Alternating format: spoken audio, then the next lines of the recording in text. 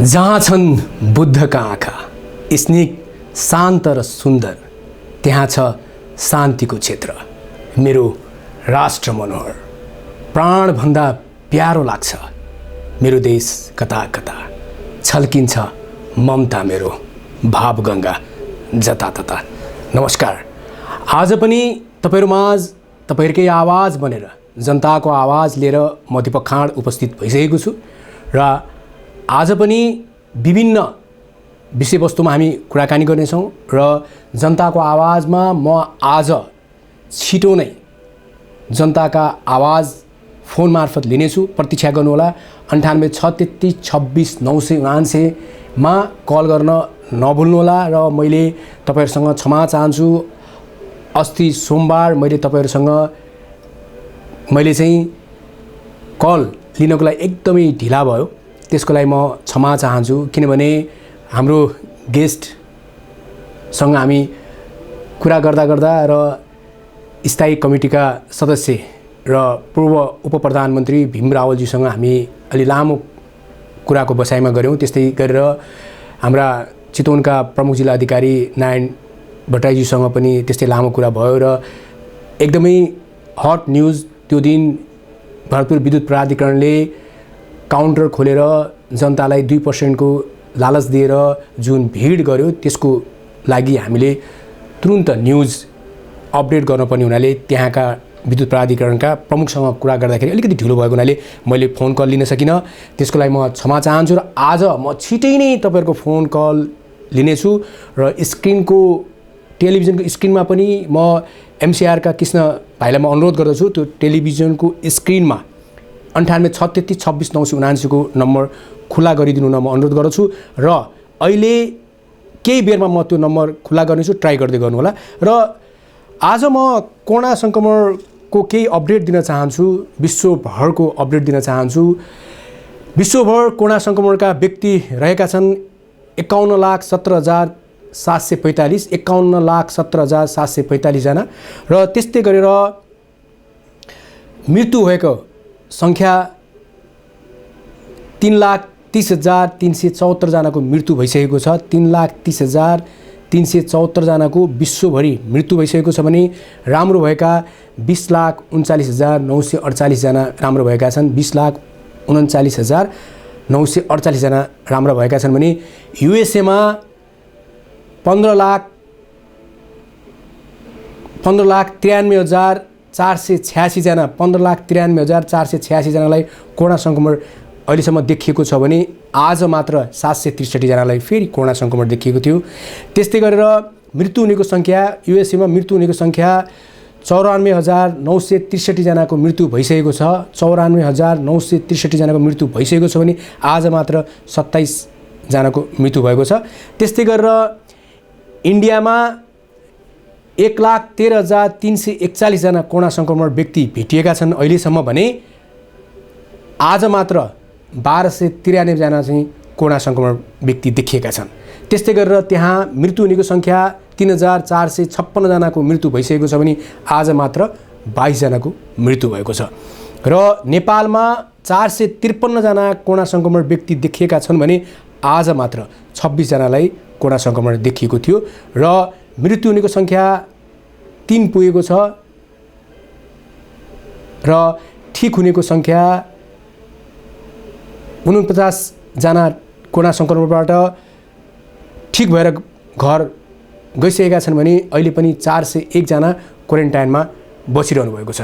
र अब म ढिला नगरिकन आज विशिष्ट व्यक्तित्व जुन आज हाम्रो कपिलवस्तु र बाँकेमा एकदमै कोरोना संक्रमण देखिएको छ, एकदमै बिगबिगी फैलिरहेको छ। यसै सन्दर्भमा रहेर प्रदेश नम्बर 5 का सामाजिक विकास मन्त्री सुदर्शन बरालज्यूलाई म कलमा ल्याउने कोसिस गर्दैछु र आज हामी विभिन्न विषयवस्तुमा कुराकानी गर्नेछौँ र विभिन्न विषयवस्तुलाई मैले समेट्ने कोसिस गरिरहेको छु। आज मैले प्रदेश नम्बर 5 का सामाजिक विकास मन्त्री सुदर्शन बरालज्यूलाई मैले चाहिँ यहाँ हाम्रो माझ फोन मार्फत ल्याउने कोसिस गरिरहेको छु। अलि व्यस्त हुनुहुन्छ जस्तो लाग्छ।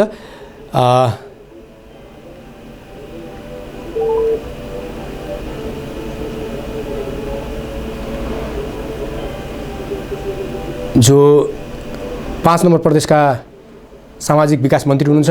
हाम्रो माझ आइसक्नु भएको छ सुदर्शन बरालज्यू, नमस्ते।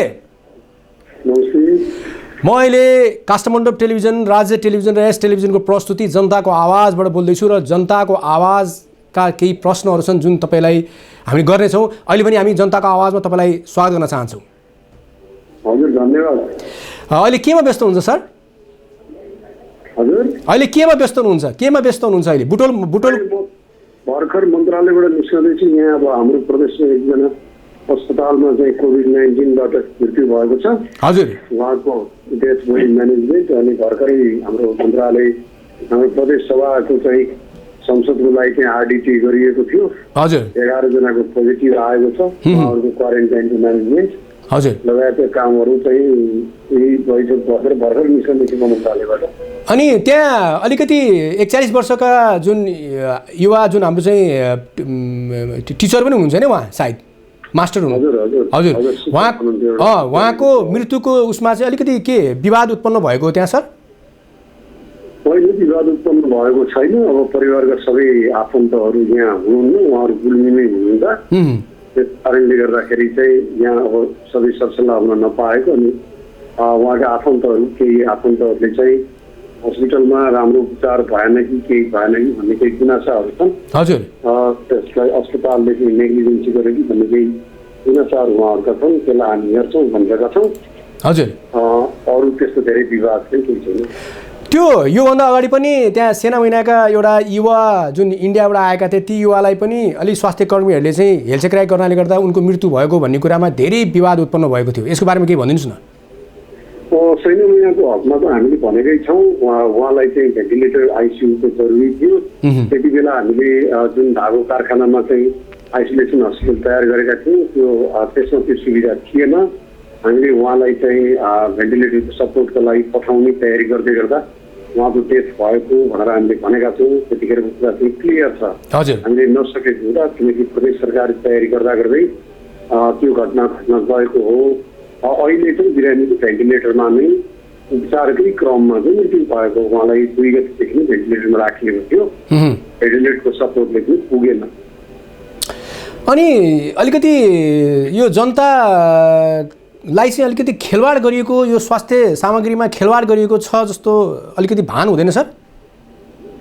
होइन, खेलवाड गरेका छैनौँ हामीले चाहिँ। हालसम्म चाहिँ हामीकोमा चाहिँ झन्डै 195 जति चाहिँ सङ्क्रमितहरू हुनुहुन्छ। त्यसमध्येमा 1 जना सन्चो भयो। अनि किन त बुटोलमै 2 जनाको मृत्यु भइरहेको छ? एउटा भेन्टिलेटरको कारणले मृत्यु भइरहेको छ, स्वास्थ्य कर्मीहरूकै कारणले त्यहाँ मृत्यु भइरहेको छ, जनताको त्यहाँ आवाज आइरहेको छ। मृत्यु हुने बित्तिकै स्वास्थ्य कर्मीको कारणले भन्ने कुरा सही होइन। संसारमा धेरै मानिसहरूको मृत्यु हुन्छ, त्यो चाहिँ out of the capacity. Doctor नर्सको पनि मृत्यु हुन्छ। त्यसलाई चाहिँ अस्पतालमा गएपछि मृत्यु हुनु हुँदैन भन्ने धारणा हामीले राख्नु हुँदैन। खालि चाहिँ नेग्लिजेन्सी भयो कि भएन भन्ने कुरालाई चाहिँ हामीले माइन्युटली हेर्ने कुरा हो। त्यसो भएको हुनाले त्यसको चाहिँ स्टडी हुन्छ, त्यहाँ नेग्लिजेन्सी भयो भएन भन्ने बारेमा परिवारले हामीलाई यदि रिटर्न त्यसको निवेदन दिनुभयो भने त्यसमाथि छानबिन हुन्छ, अनुसन्धान हुन्छ। तर हस्पिटलमा भएपछि मृत्यु नै हुँदैन भन्ने कुरा सही होइन। र जहाँसम्म यसभन्दा अगाडि 1 जना कोरोना पोजिटिभको मृत्यु भएको छ, उहाँको चाहिँ क्वारेन्टाइनको बेलामा मृत्यु भएको छ भने यसपालि चाहिँ भेन्टिलेटरको सपोर्ट हुँदाहुँदै अल इफोर्ट लगाउँदै चाहिँ अस्पतालले बताउनु नसकेको कुरा हो। त्यसो भएको हुनाले यो 2टा घटनालाई लिएर जनसमुदायको संवेदनशील नभएको भन्ने अर्थ लगाउँदैन। हामीले प्रदेश सरकारले पुरै मेहनत गरेर 4वटा डेडिकेटेड हस्पिटल निर्माण गरेका छौँ। त्यहाँ सयौँको सङ्ख्यामा सङ्क्रमितहरू उपचाररत हुनुहुन्छ। उहाँहरू सबै सन्चो भइराख्नु भएको छ। भोलिसम्म हामीले झन्डै 30 जना वरिपरि चाहिँ डिस्चार्ज गर्ने सम्भावना छ। धागो कारखाना बुटवलबाट सुशील कोइराला क्यान्सर अस्पताल नेपालगञ्जबाट अरू पनि चाहिँ एकदम राम्रो इम्प्रुभ भइरहेको छ। नियमित स्वास्थ्य चेकजाँच भइरहेको छ। हाम्रो स्वास्थ्य कर्मीहरूले उच्च मनोबलका साथ रात दिन उहाँहरू सेवा गरिराख्नु भएको छ। त्यसो भएको हुनाले एकाध केसहरू चाहिँ त्यसै गरी इम्युनिटी पावर नभएको कारणले आदि विविध कारणले मृत्यु हुन्छ जसलाई हामीले टार्न सक्दैनौँ। हामीले त टार्न सक्ने यदि मृत्यु मात्रै टार्ने हो। त्यसै गरी अब हामीले 1500 बेड चाहिँ आइसोलेसन सेन्टरको रूपमा अझै निर्माण गर्दैछौँ, किनकि सङ्क्रमितको सङ्ख्या बढिरहेको छ। अझै पनि हामीले आइसियु भेन्टिलेटर थप्दैछौँ। प्रदेश सरकारले पर्याप्त बजेट उपलब्ध गराएको छ। त्यसो भएको हुनाले हामीले जनसमुदायको स्वास्थ्यप्रति संवेदनशील छौँ, जिम्मेवार छौँ र गम्भीरतापूर्वक कामलाई अगाडि बढाएका। अहिलेको यो वर्तमान स्थिति हेर्ने हो भने आज कोरोनाको मुख्य सङ्क्रमण चाहिँ तपाईँको चाहिँ केन्द्रबिन्दु आज चाहिँ 5 नम्बर प्रदेशको अब कपिलवस्तु र बाँकीलाई देखाइरहेको छ। यसको बारेमा अब पूर्ण यसलाई नियन्त्रण गर्नको लागि त्यस्तो के उपाय अप्नाइरहनु भएको छ तपाईँहरूले? नियन्त्रण हामीले चाहिँ चेक जाँचलाई बढाउने र पोजिटिभ आएपछि विचार गर्ने नै हो। बाँकी चाहिँ बोर्डरलाई म्यानेज गर्नका लागि सङ्घीय सरकारको सपोर्ट आवश्यक पर्छ। सङ्घीय सरकारले भारत र नेपाल बिचमा भारत सरकारसँग त्यहाँबाट मान्छे यता पठाउँदा त्यहाँपट्टि चाहिँ क्वारेन्टाइन गर्ने, स्वास्थ्य चेक जाँच गर्ने, आरडिटी अथवा पिसिआर गर्ने, सङ्क्रमित भएको नभएको पत्ता लगाएर मात्रै पठाउने, सुरक्षित यातायातको वातावरण बनाउने गर्नु जरुरी छ। अब त्यसो गर्न नसक्दाखेरि एकाएक चाहिँ बोर्डर एरियामा आउने, त्यहाँ मान्छेहरू चाहिँ थुप्रो जम्मा हुने, डिस्टेन्सिङ मेन्टेन नसक्ने, अधिकांश मान्छेहरू बोर्डरमा आइसकेपछि सङ्क्रमित भएका छन्। र मलाई लाग्छ प्रदेश 5 को मात्रै होइन, यो बिस्तारै सुदूरपश्चिमको प्रदेश नम्बर 2, 1 जसको भारतसँग बोर्डर जोडिएको छ, बोर्डर एरियामा यो चाहिँ कोरोना भाइरसको हटस्पट भन्ने खतरा छ। त्यसकारणले सङ्घीय सरकारले समयमै बाइल्याटरल रिलेसन डायलगद्वारा चाहिँ यसको यो मतलब चाहिँ समस्यालाई चाहिँ समाधान गर्न जरुरी छ। अहिलेको अवस्थामा चाहिँ तपाईँको चाहिँ यो कोरोना सङ्क्रमणबाट 3 जनाको मृत्यु भएको छ भने 2 जना चाहिँ तपाईँको चाहिँ 5 नम्बर प्रदेशकै देखिन्छ हैन? यसको लागि चाहिँ अब चाहिँ तपाईँहरूले चाहिँ कसरी हेर्नुहुन्छ? अब यसलाई चाहिँ अब प्रारम्भिक चरणमा यसलाई चाहिँ अब चाहिँ कसरी लाने, अब यसलाई चाहिँ अब मृत्यु हुन नदिने? मृत्यु हुनु पनि हाम्रो लागि चाहिँ दुःखद कुरा हो, गम्भीर कुरा हो। जो 25 वर्षको एउटा नौजवानको मृत्यु भएको छ, आज 41 वर्षको मानिसको मृत्यु भएको छ। उहाँ चाहिँ जिल्लावासी पनि हुनुहुन्छ, शिक्षक हुनुहुन्छ। त्यसकारण हामी यसमा दुखित छौँ, गम्भीर छौँ र अब यस्ता घटनाहरू दोहोरिन नदिनका लागि हामीले हाम्रो तयारीलाई अरू थप गति प्रदान गरेका छौँ। अझै थप सुविधाहरू बढाउँदैछौँ। त्यसै गरी टेस्टिङलाई व्यापक मात्रामा बढाउँदैछौँ। त्यसै गरी चाहिँ आइसोलेसन सेन्टरहरूलाई पनि बढाउँदैछौँ। हामीले हाम्रो क्षमताभित्र, हाम्रो काबुभित्र भएको सबै कुरालाई चाहिँ तीव्र गतिमा अगाडि बढाइरहेका छौँ। अब 5 नम्बर प्रदेशका सम्पूर्ण जनताहरूलाई तपाईँले चाहिँ कोरोना सङ्क्रमणबाट बच्नको लागि र अहिलेसम्म तपाईँहरूले चाहिँ कोरोना सङ्क्रमणबाट बच्नको लागि त्यस्तो जनचेतनाहरू के फैलाउनु भएको छ, यसको बारेमा अलिकति भनिदिनुहोस् न। यसको बारेमा हामीले हाम्रो स्वास्थ्य कार्यालयहरू मार्फत स्थानीय सरकारहरूले आफ्नो तर्फबाट पनि काफी मात्रामा मेहनत गर्नु भएको छ। विभिन्न सञ्चार माध्यमहरू मार्फत प्रचार प्रसार गराउने कामहरू भएको छ भने विभिन्न माध्यमहरू, सामाजिक सञ्जाल लगायतका क्षेत्रहरूबाट, सञ्चार माध्यमहरूबाट पर्याप्त मात्रामा प्रचार प्रसार भएको छ र कार्य सबै जनचेतना पनि फैलिँदै गएको छ र अझै पनि यसलाई हामी बढाइरहेका छौँ। अन्तिममा के भन्न चाहनुहुन्छ? सम्पूर्ण आज चाहिँ काष्ठमण्डल टेलिभिजन, राज्य टेलिभिजन, एस टेलिभिजनबाट हाम्रो जनताको आवाज हेरिरहनु भएको छ र विश्वको हरेक कुनामा एप्स मार्फत, इन्टरनेट मार्फत हामीलाई हेरिरहनु भएको छ। ती सम्पूर्ण जनताहरूलाई र प्रदेश नम्बर 5 मा रहेका जनताहरूलाई तपाईँ के भन्न चाहनुहुन्छ? म मेरो आवाज सुन्नुहुने सबैलाई यो राख्न चाहन्छु कि कोभिड-19 अब हाम्रो लागि एउटा तितो वास्तविकता भनेर हाम्रो सामुन्ने आएको छ। यसबाट भाग्ने कुनै उपाय, त्यसलाई सामना गर्ने मात्रै हामीसँग विकल्प छ। त्यसकारण कोभिड-19 को सामना गर्नका लागि हामीले स्वास्थ्यसँग सम्बन्धित आवश्यक सावधानीहरू अपनाउँ, सरसफाइमा ध्यान दिउँ, डिस्टेन्सिङमा ध्यान दिउँ र आफ्नो वरिपरि छरछिमेक परिवारमा आएका, बाहिरबाट आएका मानिसहरूको बारेमा पर्याप्त सूचना सङ्कलन गरौँ। स्थानीय निकायहरूलाई, सुरक्षा कर्मीहरूलाई, स्वास्थ्य कर्मीहरूलाई खबर गरौँ र कोभिड पोजिटिभ भइसकेपछि पनि यो चाहिँ यसको उपचार सम्भव छ, सन्चो हुन सम्भव छ, यसमाथि इम्युनिटी पावरद्वारा विजय हासिल गर्न सम्भव छ। त्यस कारण नआत्तियौँ, कोभिड-19 पोजिटिभ भएका मान्छेहरूलाई घृणा नगरौँ, सबैले उहाँहरूको मनोबल बढाउँ। हामीले कुनै न कुनै रूपमा यसको सामना गर्नै पर्नेछ। त्यस कारण आत्तिएर आतङ्कित भएर होइन, धैर्यतापूर्वक यसको सामना गरौँ, म अपिल गर्न चाहन्छु। हजुरलाई बिदाई गर्नुभन्दा अगाडि म एउटा प्रश्न अझ गर्न चाहन्छु। जस्तै कि तपाईँको आज तपाईँ विकास मन्त्री हुनुहुन्छ, आज चाहिँ यो जुन कोभिड-19ले गर्दा, कोरोना भाइरस सङ्क्रमणले गर्दा आज देशको अर्थतन्त्र नै एकदमै डमाडोल छ। यसको बावजुद आज चाहिँ के छ, विकासको लागि केही पूर्वाधारहरू त्यस्तो खोज्नु भएको छ? त्यस्तो केही छ? कोभिड-19 को पछाडि चाहिँ यस्तो अर्थतन्त्रमा प्रभावलाई न्यूनीकरण गर्नका लागि प्रदेश सरकारको तर्फबाट हामीले भोलि बाट सुरु हुने पार्लियामेन्टमा हाम्रो नीति कार्यक्रम मार्फत किसानहरूलाई, बुद्धिजीवीहरूलाई राहत दिने हिसाबले र रोजगारी सृजना गर्ने हिसाबले कार्यक्रम वैज्ञानिक तयारी चाहिँ प्रदेश सरकारले गरेको छ। त्यसअनुसार आय आर्जन, रोजगारी, बिमा आय भएका नागरिकहरूका लागि चाहिँ राहत लगायतका कार्यक्रमहरू हामीले कार्यान्वयन गर्दैछौँ। जहाँसम्म सिंह राष्ट्रिय अर्थतन्त्रभित्र हो त्यसको लागि नेपालका ठुला अर्थविदहरू यो क्षेत्रमा काम गरिरहेका मानिसहरू संघीय सरकारले केही हदसम्म गर्न सक्छ। त्यसको बारेमा चाहिँ संघीय सरकारले नै बोल्ला। प्रदेश सरकारतर्फबाट हामीले पूर्ण तयारीका साथ अगाडि बढ्दैछौँ। जानुभन्दा अगाडि एकपल्ट चाहिँ 5 नम्बर प्रदेशका सम्पूर्ण जनताहरूलाई एउटा कुरा भनेर जानुहोस्। जस्तै कि आज कोभिड-19 को कारणले गर्दा आज लकडाउन बढेको बढी छ। 20 गतेदेखि अझ पनि बढाउनु पर्छ लकडाउन, मलाई जहाँसम्म लाग्छ। यो स्थितिमा आज चाहिँ दैनिक मजदुरी गरेर खाने, ती ज्यालादार गरेर खाने ती जनताहरू चाहिँ आज भोकभोकै छन्। तिनीहरूको लागि चाहिँ यो राहतको व्यवस्था कसरी गरेको छ र आज पहिलो चरणको राहत बाँडेपछि त्यसपछि सरकारले कुनै पनि निजी क्षेत्रमा कुनै पनि जिल्लाहरूमा चाहिँ राहत बाँडेको छैन। यसको लागि के भन्न चाहनुहुन्छ? यसको लागि अब के गर्दै हुनुहुन्छ? अब कस्तो पहल चाल्दै हुनुहुन्छ? राहत कसरी पाउँछन्? अब आम जनसमुदायहरू, विपन्न नागरिकहरू उहाँहरूका लागि हामीले स्थानीय सरकारसँग समन्वयमा राहत वितरणका लागि हामीले आवश्यक बजेट उपलब्ध गराएका छौँ। यो पर्याप्त छैन। स्थानीय सरकारहरूले आफ्नो तर्फबाट पनि सम्पूर्ण प्रयत्नहरू, सम्पूर्ण साधन स्रोतहरू लगाउनु भएको छ। यसका बावजुद पनि समस्या समाधान नहुने स्थिति, किनकि लकडाउन लम्बिरहेको छ र अत्यन्त गरिब मध्यम वर्ग पनि अब बिस्तारै समस्यामा पर्ने खतरा छ। यो कुरालाई मध्यनजर गर्दै मैले अगाडि पनि भने हामीले नयाँ बजेट मार्फत अब छिटोभन्दा छिटो स्थानीय तहमा रहेका सबै त्यस्ता गरिबहरूका लागि, समस्याहरूको लागि रोजगारी मार्फत राहत उपलब्ध गराउने, समस्याहरू समाधान गर्ने गरी कार्यक्रम ल्याउँदैछौँ। धैर्यतापूर्वक यहाँहरू आफ्नो ठाउँमा रहनुहुनेछ र स्थानीय सरकारले जे जति सहयोग उपलब्ध गराएको छ त्यसलाई यहाँहरूले ग्रहण गर्नुहुनेछ र सम्पूर्ण सामाजिक सङ्घ संस्था, दान दातव्य दिने मानिसहरू सबैले यति बेला चाहिँ खुल्ला दिलका साथ जो नहुने मान्छेहरू हुनुहुन्छ, गरिबहरू हुनुहुन्छ, विपन्नहरू हुनुहुन्छ, उहाँहरूलाई सहयोगमा जुट्नु पनि म यहाँ मात्र अपील गर्न चाहन्छु। आफ्नो व्यस्त समयको बावजुद पनि आज जनताको आवाजमा आफ्नो भनाइ राखिदिनु भयो। धेरै धेरै धन्यवाद दिँदै अहिले पनि हामी छुट्टिन्छौँ है मान्यज्यू। धन्यवाद। हस्, थ्याङ्क यू।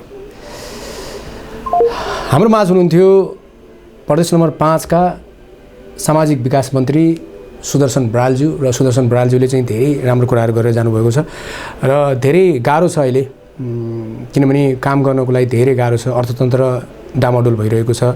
कहीँ कतैबाट राजस्व उठ्ने कुनै सम्भावना छैन। कहीँ कतैबाट चाहिँ पैसा आउने आय स्रोतहरू कुनै पनि माध्यम बनेको छैन सरकारलाई पनि। निकै गाह्रो छ। त्यसको बावजुद पनि जनताहरू आजै भोकभोकै मर्दैछन्। यसको लागि चाहिँ म जनताको आवाजबाट सम्पूर्ण सरकारमा बस्नुभएका मन्त्रीज्यूहरूलाई अनुरोध गर्न चाहन्छु, प्रधानमन्त्रीज्यूलाई अनुरोध गर्न चाहन्छु, उपप्रधानमन्त्रीज्यूलाई अनुरोध गर्न चाहन्छु, राहतको व्यवस्था छिटो गरिदिनुहोस्, किनभने जनताहरू भोकभोकै मर्न थालिसकेका छन्। अब उनीहरू बाहिर निक्लिएर बोल्न मात्रै बाँकी छ। जब तपाईँहरूले चाहिँ लकडाउनको पालना गरेर भित्र बस्न जनतालाई आग्रह गर्नुभएको छ नि, जनता पनि भित्र बसेर उसलाई पनि खाना चाहिन्छ, उसलाई पनि अन्न चाहिन्छ, उसलाई पनि भोक लाग्छ भन्ने कुरा त्यो तपाईँहरूले विचार गरिदिनु हुन म जनताको आवाजबाट अनुरोध गर्न चाहन्छु। र आज सरकारले एकदमै राम्रो कदम चालेको छ र हाम्रो माझ नेपाली नक्सा आएको छ। यो आज जनताको आवाजबाट मैले यो सार्वजनिक गर्न चाहन्छु। यो नेपालको नक्सा हो र आज लिपियाधुरा, लिपुलेक र कालापानीको त्यो नक्सासहित नेपालको हाम्रो नक्सामा जोडिएको छ र आज पृथक र छुट्टै प्रकारको आज नक्सा हाम्रो माझ आएको छ। यो नक्सा तपाईँले हेर्न सक्नुहुन्छ, नेपालको नक्सा। र त्यस्तै गरेर तपाईँलाई म अनुरोध गर्न चाहन्छु, यो तपाईँलाई मैले यो देखाउँदैछु, यो दृश्य, यो बाटोमा पैसा फालिएको दृश्य हो। कुनै पनि बाटोमा फालिएको पैसाहरू तपाईँलाई म नटिप्न अनुरोध गर्दछु। यो विभिन्न ठाउँमा यसरी पैसा फालिएर छोडिएको अवस्थामा यदि देख्नुभयो भने तपाईँहरूले यो पैसालाई नलिन म अनुरोध गर्दछु र यदि त्यस्तो पैसा तपाईँहरूले देख्नुभयो भने तपाईँहरूले चाहिँ तुरुन्त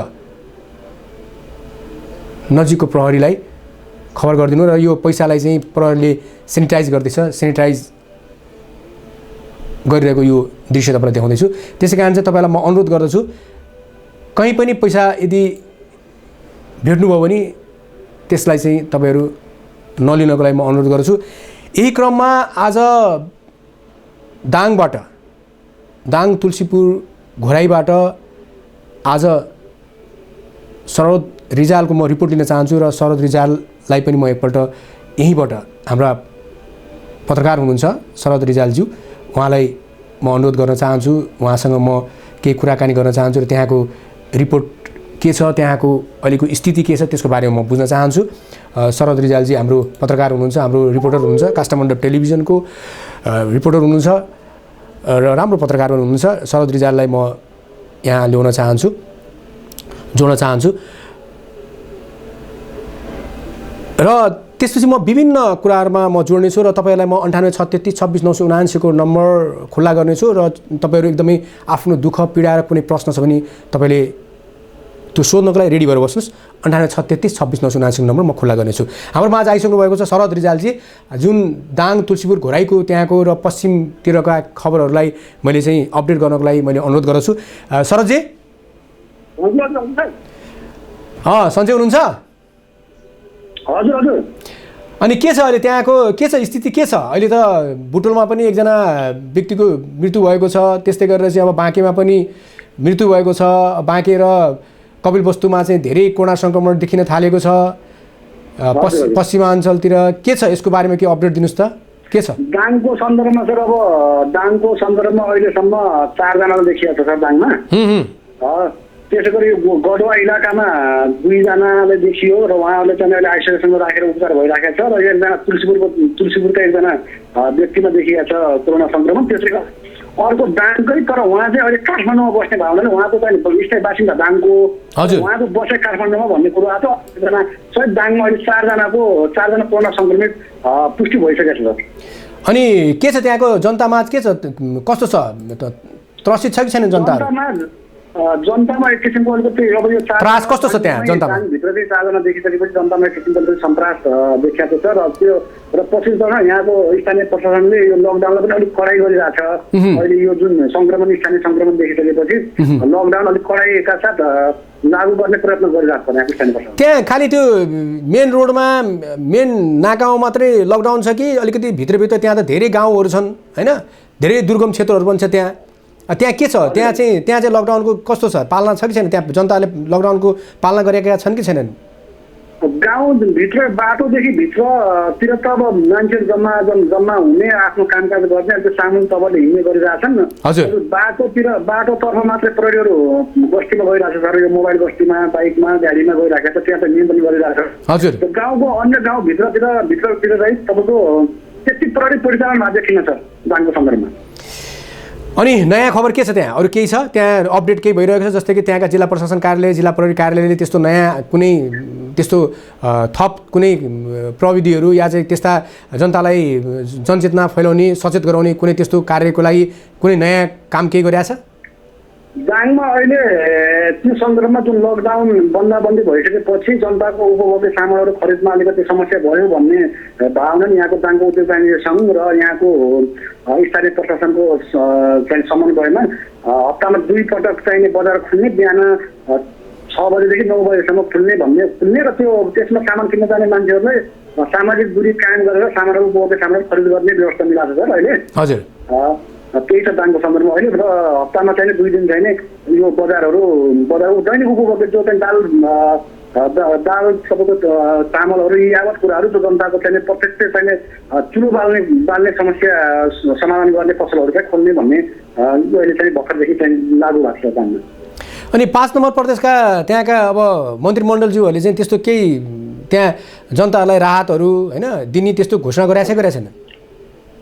दाङको सन्दर्भमा यो 5 नम्बर प्रदेश सरकारले भन्दा पनि स्थानीय निकायहरूले स्थानीय ओडाहरूको माध्यमबाट ओडाहरूले राहत वितरण गरिराखेको छ पश्चिम चरणमा।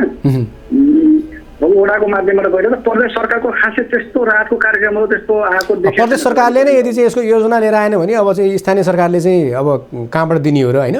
किनभने यो एउटा दाङको मात्रै कुरा नआइकन सुदूरपश्चिम पुरै उ छ 5 नम्बर क्षेत्र भनेको त अब होइन बुटोलदेखि लिएर धेरै क्षेत्र पर्छ, बाँके सबै पर्छन् होइन? अब त्यसै कारण चाहिँ अहिलेसम्म चाहिँ प्रदेश नम्बर 5 का सरकारले चाहिँ अब त्यस्तो केही प्रावधानहरू त्यस्तो या त्यस्तो सूचनाहरू तपाईँले पाउनु भएको छैन? राहत बाँड्ने कुनै सूचनाहरू पाउनु भएको छैन? त्यस्तो प्रदेश 5 सरकारले राहतको त्यस्तो प्रदेश सरकारले नै त्यस्तो नेतृत्व गरेर त्यस्तो खासै गरेर देखाएको छैन सर। अब कोरोना सङ्क्रमणको सन्दर्भमा 5 जना प्रहरीले जोखिमयुक्त देखियो। अब नेपालमै त तपाईँको 3 जनाको मृत्यु भइसकेपछि 2 जना 5 नम्बर प्रदेशकै पर्नु भने अत्यन्त जोखिमपूर्ण प्रदेश नै देखियो अहिले 5 नम्बर प्रदेश। हजुर, कपिलवस्तु र बाँके त अत्यन्त जोखिमपूर्ण जिल्ला देखिए 5 नम्बर प्रदेश अन्तर्गतका। त्यो भएको कारणले गर्दा यस सन्दर्भमा प्रदेश सरकारले कुनै त्यस्तो ठ्याक्कै योजना त गरे होला, तर त्यो अहिले अझै व्यावहारिक रूपले बाहिर आइसकेको छैन। तथापि यसको निराकरणको निमित्त यसको नियन्त्रण कोरोना सङ्क्रमणको जुन नियन्त्रण अलिकति प्रदेश 5 मा अलिकति भयावह स्थिति आउने हो कि भन्ने देखिसकेपछि अब कुनै न कुनै ढङ्गले अब त्यो प्रोग्राम त्यो योजनाहरू उसले लिने तयारीमा होला सर। अनि ठ्याक्कै यो लिइसकेको कुनै नयाँ कार्यक्रमहरू ल्याएको त्यस्तो चाहिँ ठ्याक्कै देखिएको छैन सर। 5 नम्बर प्रदेशको तपाईँले अपडेट दिनुभयो, त्यसको लागि धेरै धेरै धन्यवाद दिँदै अहिले पनि शरद हामी छुट्टिन्छौँ है। जनताको आवाजमा धेरै अरू पनि जनताको आवाज लिनु छ, अहिले पनि हामी छुट्टिन्छौँ है त शरद? हस् सर। हाम्रो शरद रिजाल हुनुहुन्थ्यो हाम्रो पत्रकार। र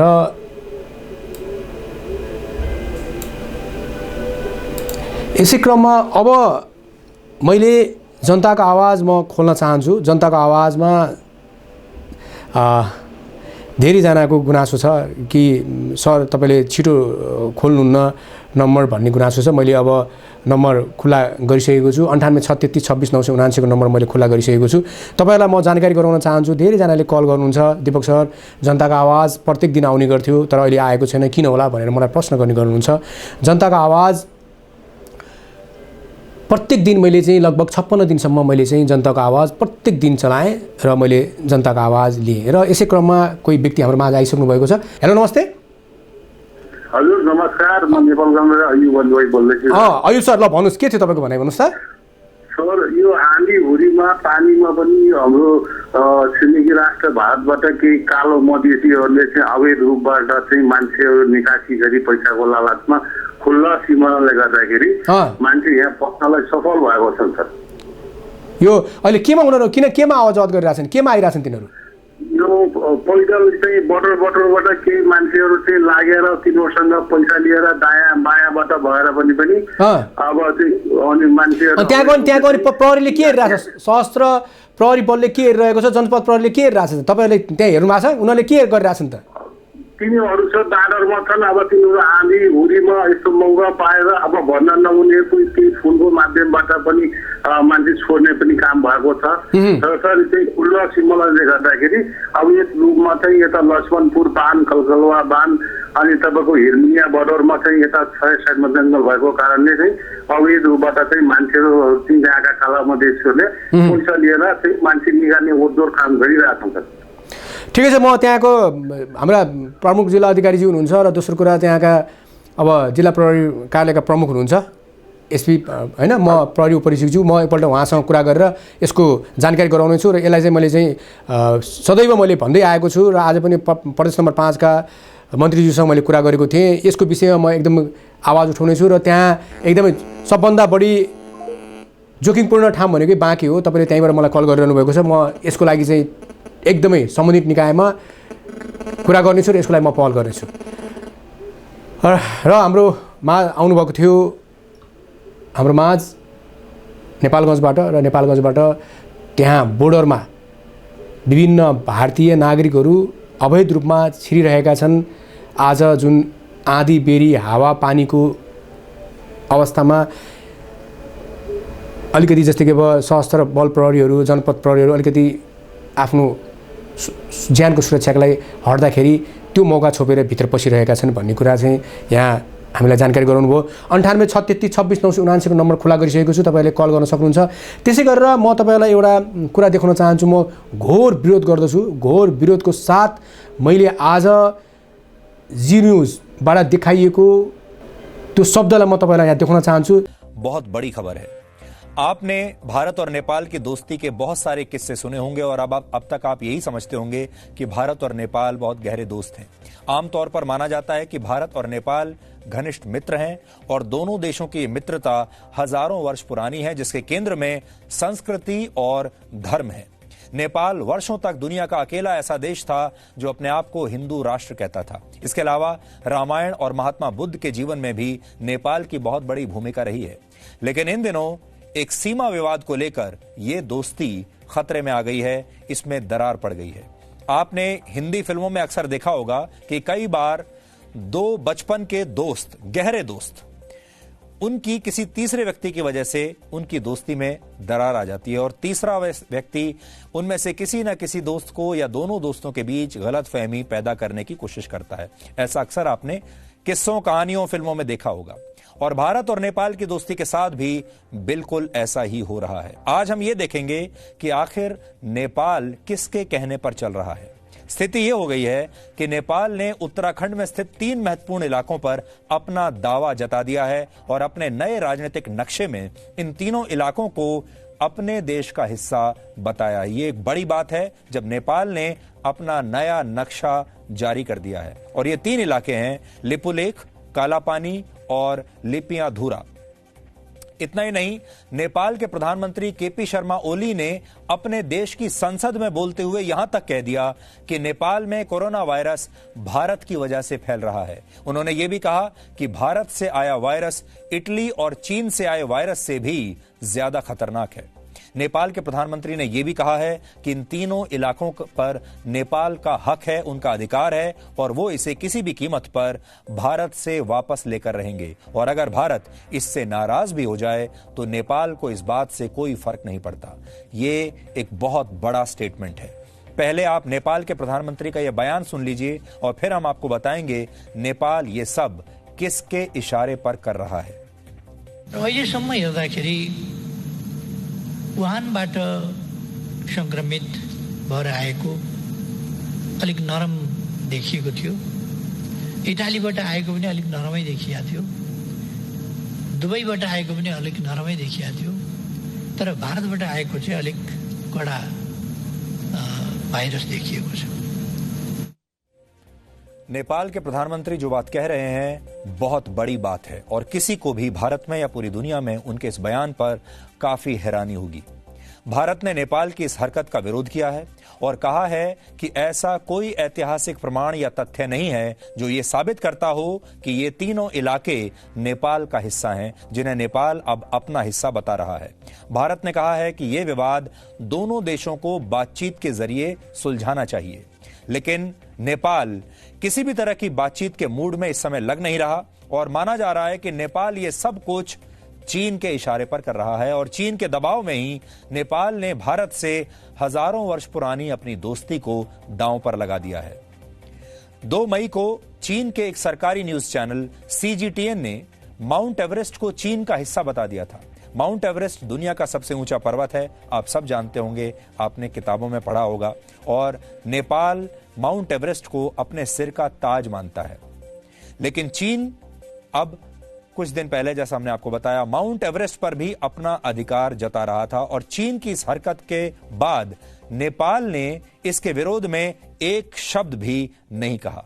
लेकिन जब 8 मई को भारत ने उत्तराखंड के पिथौरागढ़ में नेपाल सीमा के बहुत करीब लिपुलेख पास को कैलाश मानसरोवर यात्रा के रूट से जोड़ने वाली एक सड़क का उद्घाटन किया तो नेपाल ने इस पर तुरंत आपत्ति जताई और यह दावा कर दिया कि भारत ने उसके इलाके में यह सड़क बनाई है।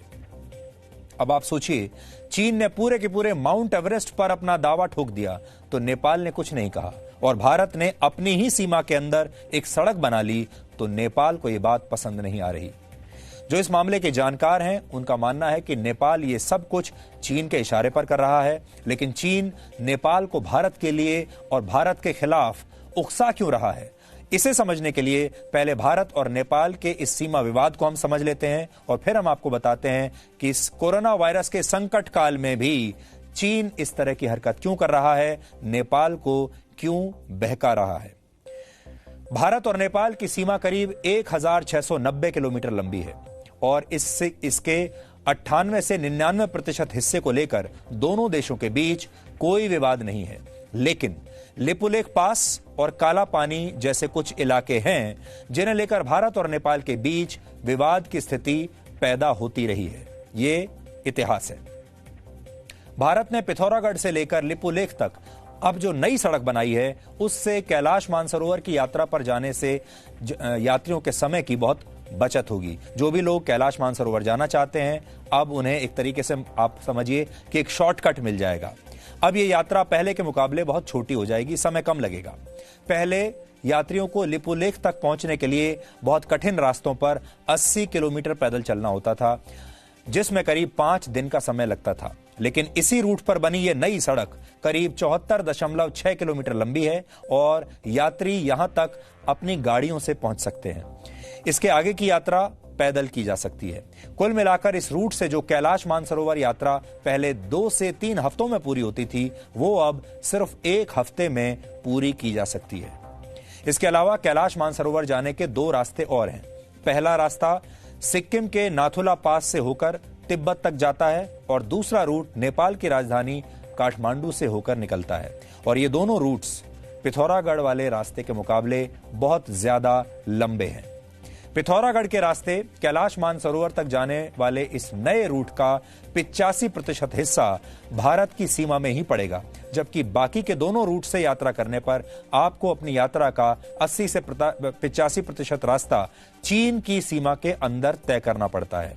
चीन तिब्बत को अपना हिस्सा मानता है और इसीलिए कैलाश मानसरोवर जाने वाले यात्रियों को चीन का वीजा लेना पड़ता है और उनकी मुश्किलें बढ़ जाती हैं। लिपुलेख पास रणनीतिक दृष्टि से भी बहुत महत्वपूर्ण है क्योंकि यह भारत के पिथौरागढ़ को तिब्बत से जोड़ने का काम करता है। इसी लिपुलेख पास के जरिए भारत और तिब्बत के बीच लंबे समय से व्यापार भी होता आया है। लेकिन अब इस इलाके में भारत द्वारा सड़क बनाया जाना नेपाल को अखर रहा है। हैरानी की बात यह है कि भारत इस सड़क पर वर्ष 2008 से काम कर रहा है, लेकिन पिछले 12 वर्षों में नेपाल ने कभी भी इस प्रोजेक्ट पर कोई आपत्ति नहीं जताई। 2018 में कैबिनेट ने इस प्रोजेक्ट को पूरा करने की इजाजत दी और 2 साल में इस सड़क का निर्माण पूरा हो गया। यह काम बहुत मुश्किल था क्योंकि इस सड़क के रास्ते में बड़े बड़े पहाड़ थे और इन पहाड़ों को काटने के लिए जो मशीनें लगाई गई थीं उन्हें भारतीय सेना के Mi-26 हेलीकॉप्टर से एयरलिफ्ट किया गया था। ये हेलीकॉप्टर्स दुनिया के सबसे बड़े ट्रांसपोर्ट हेलीकॉप्टर्स माने जाते हैं। इन्होंने भी बहुत महत्वपूर्ण भूमिका निभाई। ये सब कुछ चलता रहा, नेपाल जानता था ये सब हो रहा है, लेकिन नेपाल ने कभी आपत्ति नहीं जताई। लेकिन जब ये सब कुछ हो रहा था तब चीन ने इस पर कोई आपत्ति नहीं जताई। तो सोचिए, चीन भी चुप है और नेपाल भी चुप रहा। लेकिन अब नेपाल ने इस इलाके पर अपना दावा अचानक से ठोक दिया है। लिपुलेख ही वो जगह है जहां भारत, नेपाल और चीन की सीमाएं मिलती हैं और यह इलाका हमेशा से भारत का हिस्सा रहा है, लेकिन नेपाल इसे विवादित मानता है। उत्तराखंड के पिथौरागढ़ में ही काला पानी क्षेत्र भी है और इसी इलाके से महाकाली नदी होकर गुजरती है। यह इलाका डोकलाम की तरह है जहां 3 देशों की सीमाएं मिलती हैं। डोकलाम में भारत, चीन और भूटान की सीमाएं मिलती हैं, जबकि काला पानी में भारत, नेपाल और चीन की सीमाएं मिलती हैं। यानी ये एक ट्राई जंक्शन है। अब आप सोचिए, जहां जहां भी विवाद हो रहा है, जहां 3 देशों से सीमाएं मिलती हैं, वहां एक कॉमन फैक्टर है, चीन। अंग्रेजों ने जब भारत और नेपाल के बीच सीमा का निर्धारण किया था तो महाकाली नदी को इसका आधार बनाया गया था। यह नदी पहाड़ों से गिरने वाले अलग अलग झरनों से पैदा होती है, लेकिन नेपाल यह मानता है कि उसकी सीमा नदी से शुरू नहीं होती बल्कि पहाड़ों पर मौजूद पहले झरने से शुरू होती है। अगर नेपाल का यह दावा मान लिया जाए तो भारत का करीब 5 किलोमीटर का इलाका नेपाल की सीमा में चला जाएगा। यह करीब 32 वर्ग किलोमीटर इलाके के बराबर है। अगर पहले झरने को नेपाल की सीमा मान लिया जाए तो फिर लिपुलेख पास का एक बड़ा हिस्सा भी नेपाल के पास चला जाएगा। पिछले कई वर्षों से लिपुलेख पास पर भारत की सेना तैनात है। और हैरानी की बात यह है कि नेपाल भी औपचारिक तौर पर लिपुलेख को भारत का ही हिस्सा मानता है, लेकिन इसके बावजूद चीन नेपाल को अब उकसा रहा है।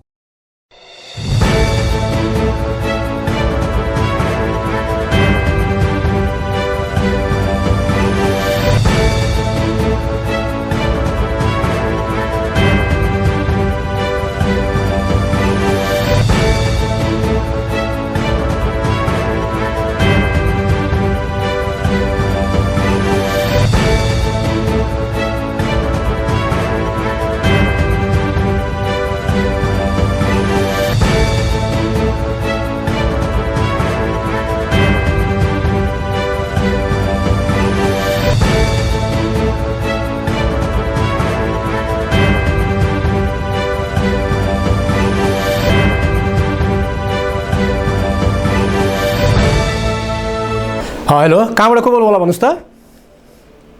हजुर, म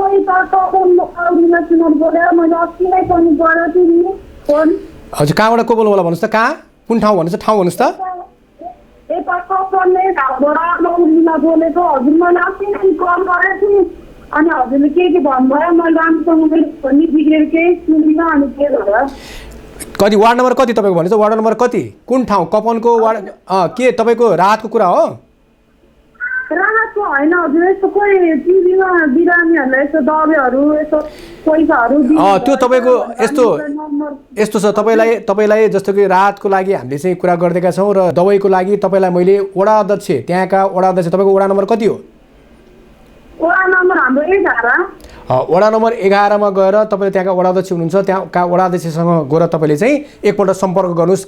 हामीसँग पैसा छैन, दबाई किन्न छ भने तपाईँले त्यो दबाईको जुन रिपोर्ट छ नि, कागज, त्यो कागज लिएर वडा अध्यक्षलाई बुझाउनुहोस् त एकपल्ट।